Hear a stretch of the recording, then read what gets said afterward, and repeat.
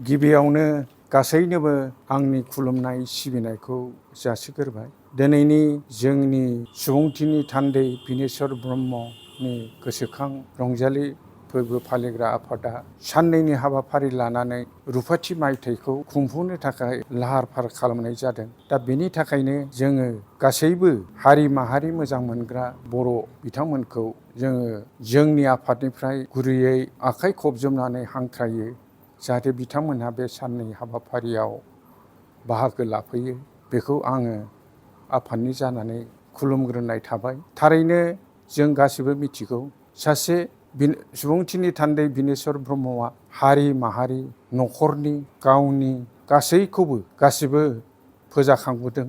गामिनि मानसिफोर जांख्रिखांहोदों, फोजाखांहोदों। गोदान बोसोराव सिगां समाव बियो सैथ्र मास जोबसि संक्रान्तियाव बर' हारिया दिनै गोजामखौ नेवसिनानै गोदानखौ लानो थाखाय खावलायदों। बेयो जाहैबाय बर' हारिनि गावनि न'खरफोरखौ साब सिखोनै लाखिनानै हासिब गोजान दुरुं गोदान बेफोरखौ गोजानाव गारहरनानै मोसौफोरखौ थुखैनानै मोसौफोरखौ आदर खालामनानै बिमा लोखिखौ आदर खालामनानै लानो थाखाय खावलायदों। सासे बिथाङा आदर्श गोनां सासे सुबुं, सासे न'खर सिबिसुला आदर्श गोनां गियान गोनां सासे सुबुं। बिनेश्वर ब्रह्मआ जोंखौ फोरोंलांदों हारि माहारि गासिखौबो अननांगौ, गावनि बिब'खौ बिब' होननांगौ, बिफाखौ बिफा मानिनांगौ, गिदिरखौ गिदिर खुलुमनांगौ, उन्दैखौ अननांगौ। बे बोसोनखौ फोरोंलांदों। गामियाव मोनसे साबना हामा गामि सोरजिनो थाखाय बिथाङा खावलायदों।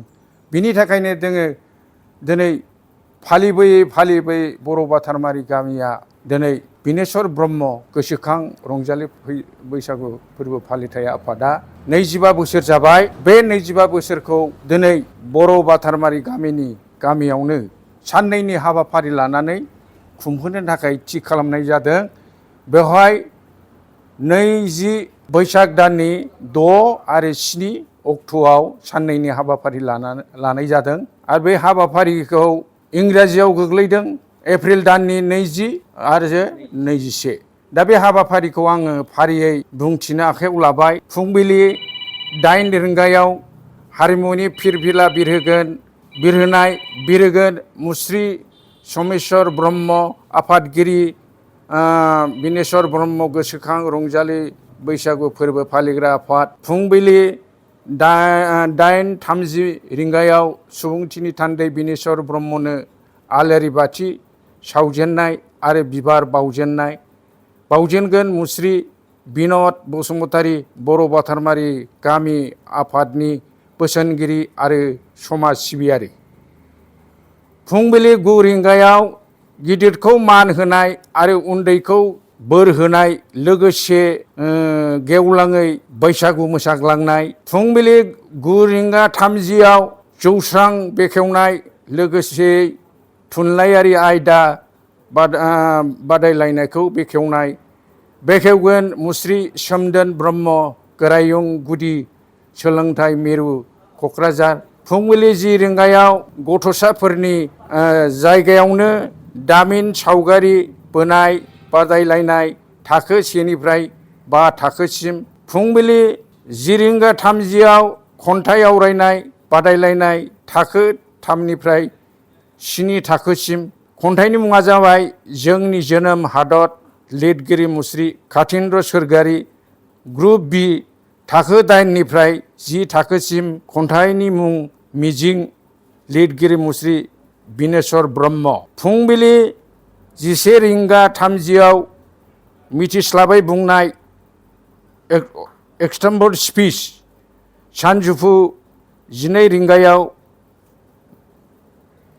लिरदो जानाय। सानजौफु 1 रिंगायाव बान्था राननाय। बेलासि 1:30 रिंगायाव हारिमु आयदा बेखेवनाय। बेखेवगिरि मुस्रिमा नयस्रि ब्रह्म बारग' बागुरुम्बा मोसागिरि दिल्ली। बेलासि 2:30 बैसागु खुगा मेथाइ खननाय बादायलायनाय।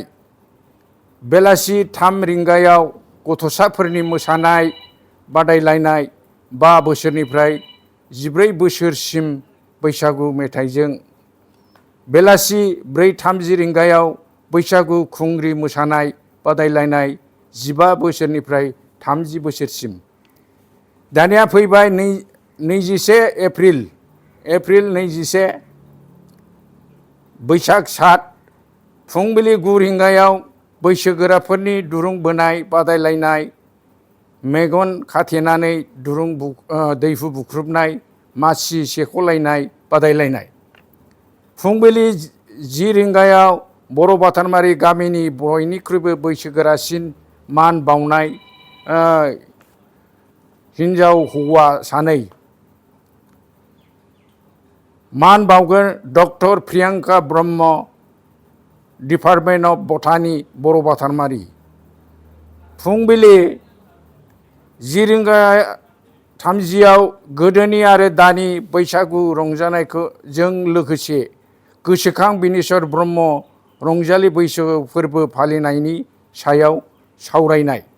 मासिगिरि मुस्रि बिरेन्सि कुमार ब्रह्म, लोगो आफादगिरि क'क्राझार जिल्ला बर' थुनलाइ आफाद। सावरायगिरि मुस्रि फुंखा महिलारि, प्रेसिडेन्ट बड' साइन आर्टिस्ट एस'सिएसन। सावरायगिरि मुस्रि गपिनाथ बसुमतारी, मासिगिरि बिनेश्वर ब्रह्म, फोथायफुन्जि आफाद। फुंबिलि 11:30 रिंगा बिसम्बि बेखेवनाय। बेखेवगिरि मुस्रि लरेन्स इस्लारि, MLA, 30 नं सानजा क'क्राझार ST समस्ति। सानजौफु 12 रिंगा लिरदो जानाय। बेलासि 1 रिंगायाव जावजा मोसानाय, दुवेल डेन्स बादायलायनाय। बेलासि 3 रिंगायाव बैसागु हान्जा मोसानाय, ग्रुप डेन्स बादायलायनाय। बेलासि 4 रिंगायाव बैसागु खुंग्रि जोबथा फाइनाल बादायलायनाय। बेलासि 5:30 मान बान्था राननाय। मान बान्था रानगिरि मुस्रि बिजितगिरि बसुमतारी, नेहाथारि दुलाराय बर' हारिमु आफाद। बेलासि 6:30 हारिमु मोनाबिलि बेखेवनाय। बेखेवगिरि मुस्रि राजिब कुमार ब्रह्म, MCLA, 9 नं बनरगाव समस्ति।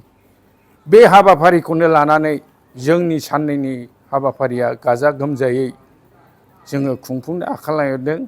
जोबनायाव आंनि मोजां मोननाय, अननाय, सिबिनाय गासैनोबो जासिनानै आंनि माखासे बुंथिनो गोनां हाबाफारिखौ बहायनो फोजोबनाय जाबाय।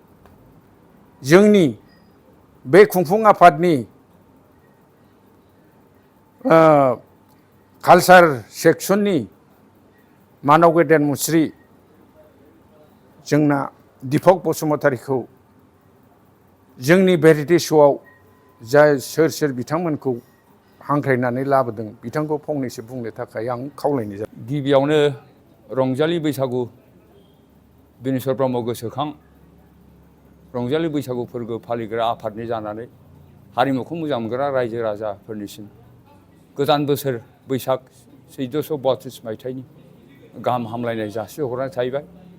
जोंहा गुबुन गुबुन बोसोरनि बायदि खुंबोनानै देग्लायनि गोदान बोसोर बैसाग 6 आरो 7 अक्ट'खालि अर्थात एप्रिलनि 20 आरो 21 साननैनि हाबाफारि लानानै फुंगा 25 रुफाथि मायथाइ गोसोखां बिनेश्वर ब्रह्म रंजालि बैसागु फोरबो फालिग्रा आफादा खुंनो थांगासिनो दं।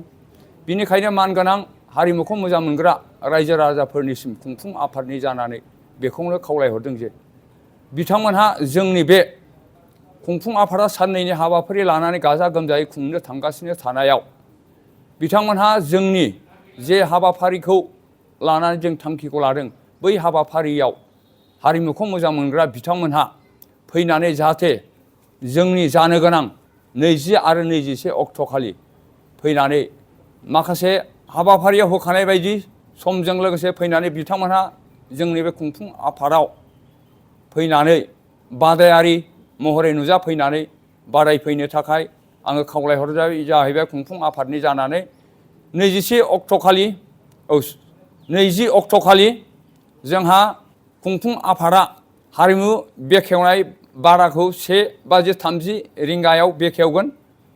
बेनिखायनो बेखेवगिरि महरै जोंजोंनो हांख्रायहरजानाय अर्थात बर' बाथार मारियै गामियावनो जोनोम मोनखानाय आगुनि बागुरुम्बा मोसानाय एबा जारिमिन सोरजिलांनाय 1957 मायथाइयाव गोदान दिल्लीयाव मोसाहैनानै बान्था मोनबोनाय मुस्रिमा नयस्रि ब्रह्म बिथाङा बे हारिमुआरि जौसांखौ बेखेवगोन।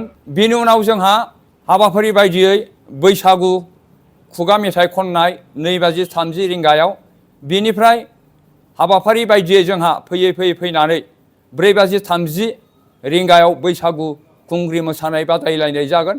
बे बैसागु खुंग्रि मोसानाय बादायलायनायाव जोंहा 15 बोसोरनिफ्राय 30 बोसोरसिम जोङो बैसोखौ थि खालामना होनाय जादों।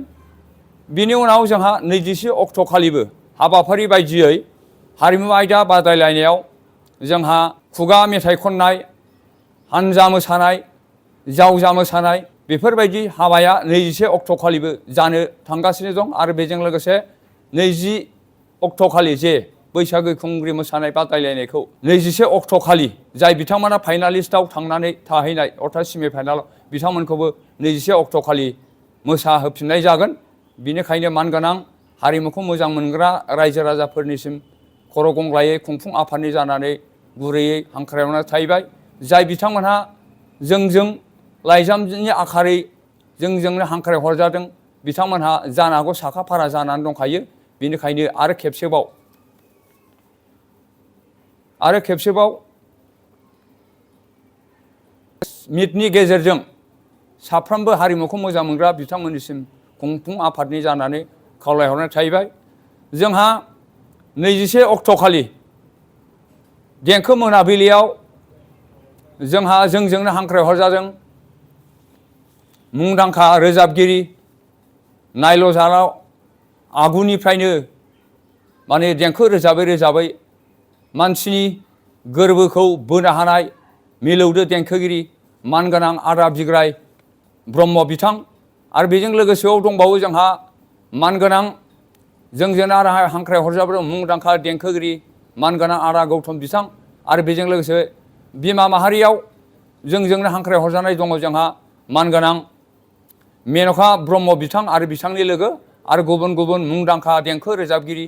आरो बेजों लोगोसे दङ जोंहा जोंजोंनो हांख्रायहरजानाय कमेडि अर्थात माने फेस्ला फाव फेसन दिन्थिगोन मेन्डेलानि फिसाज्ला बिथां केन्डेला बिथाङाबो जोंजों खुंफुं आफादजों हांख्रायहरजानाय लोगोसे बिथाङाबो फैगोन होननानै जोंजों थिरांथा खाहरखाबाय।